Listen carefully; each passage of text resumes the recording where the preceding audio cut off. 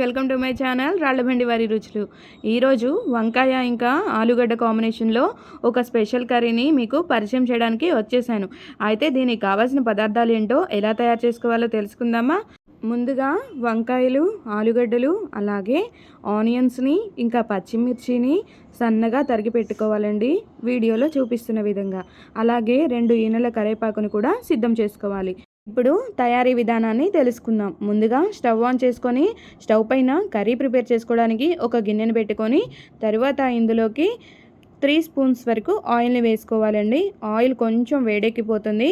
ఇందులోకి మనం పోపు దినుసుల్ని అలాగే 2 ఎండుమిర్చిని కూడా ముక్కలుగా కట్ చేసి వేసుకోవాలి.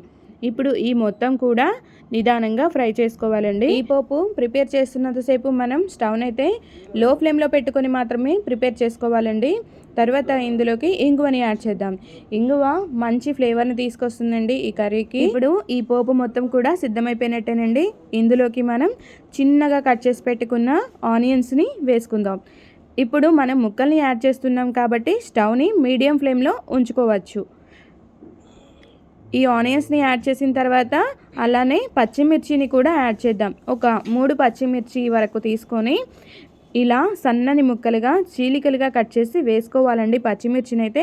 తర్వాత ఇందులోకి 2 ఈనెల కరివేపాకుని కూడా యాడ్ చేసుకుందాం. మీరు లేత కరివేపాకుని తీసుకున్నారంటే ఆ స్మెల్ చాలా బాగుంటుందండి. ఇప్పుడు ముక్కల మొత్తాన్ని కూడా నిదానంగా ఇలా ఫ్రై చేసుకోవాలి. మీకు ఒక చిన్న రిక్వెస్ట్ అండి, ఈ వీడియోలో నేను చూపించే రెసిపీని మీరు కూడా ఒకసారి ట్రై చేయండి.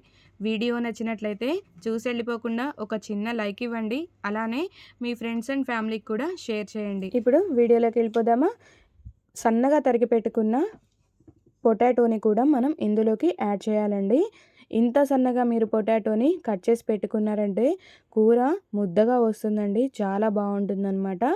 నేను చూపించిన విధంగా మాత్రమే మీరు ఈ రెసిపీకి ఈ ముక్కల్ని ఇలా కట్ చేసుకోవాలి. చూసారు కదా.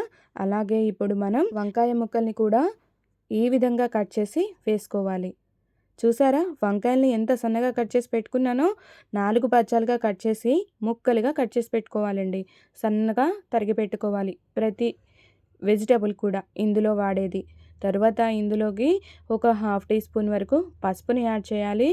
ఈ మొత్తాన్ని కూడా ముక్కలకి పట్టే విధంగా ఒకసారి నిదానంగా కలిపి పెట్టుకోవాలి. నేను ఇందాకే మీకు చెప్పాను కదా, ముక్కలు యాడ్ చేసిన తర్వాత మనం స్టవ్ని మీడియం ఫ్లేమ్లో పెట్టుకోవచ్చు. మీడియం ఫ్లేమ్లో ఉంచుకొని ఈ కర్రీని ప్రిపేర్ చేసుకోవాలి. చూసారా, ముక్కలన్నీ ఎంత మగ్గిపోయి మెత్తగా సాఫ్ట్గా అయిపోయాయో. ఇప్పుడు ఇందులోకి మీకు రుచికి సరిపడా సాల్ట్ అనేది యాడ్ చేసుకోవాలి. అలాగే రుచికి సరిపడా కారాన్ని కూడా యాడ్ చేసుకోవాలి. ఈ వీడియోలో మీతో ఒక చిన్న విషయాన్ని షేర్ చేసుకోవాలనుకున్నానండి.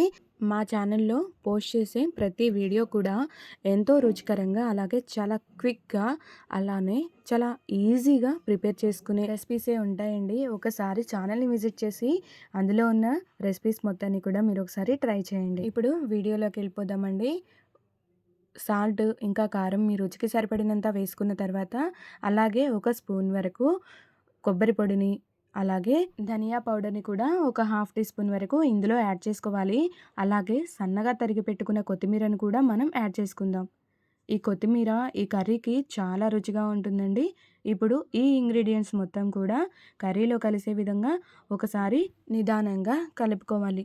మరీ ఫాస్ట్గా ఎక్కువసార్లు మీరు ఇలా కలిపారంటే మాత్రం ముక్కలు చిదిమిపోతాయండి. అందుకే స్లోగా కలుపుకోవాలి. చూసారా, కూర ఎంత ముద్దగా వచ్చిందో. ఈ కూర సిద్ధమైపోయినట్టే. ఇప్పుడు ఈ కూరని వేడి వేడి అన్నంతో అలాగే చపాతీ పరోటాలకు కూడా మీరు కాంబినేషన్గా యూజ్ చేసుకోవచ్చు. ఈ వీడియో మీకు నచ్చినట్లయితే లైక్ చేయండి, షేర్ చేయండి, కామెంట్ చేయండి. మరెన్నో వీడియోస్ కోసం మా ఛానల్ను సబ్స్క్రైబ్ చేసుకోండి. Thank you.